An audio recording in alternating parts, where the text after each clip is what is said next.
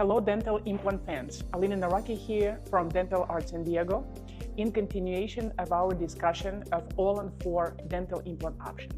We received the question from the patient, what would be the primary difference between All-On-4 dental implant option and All-On-6? So All-On-6 usually refers to a traditional implantation that requires longer healing time in the jaw. The main advantage of All-On-4 dental option with the delivery of the final restoration is in the fact that it doesn't require that much healing time, meaning that we are taking, of course, risk and chances by extracting the teeth, implanting and loading them almost at the same time without allowing an appropriate time for healing. So that is possible with in certain patients. In certain patients it will not be possible.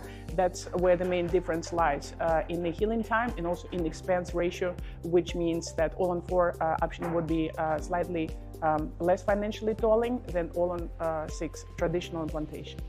Thank you so much for being with us today. That was Alena from Dental Art San Diego. Please join us on the next one.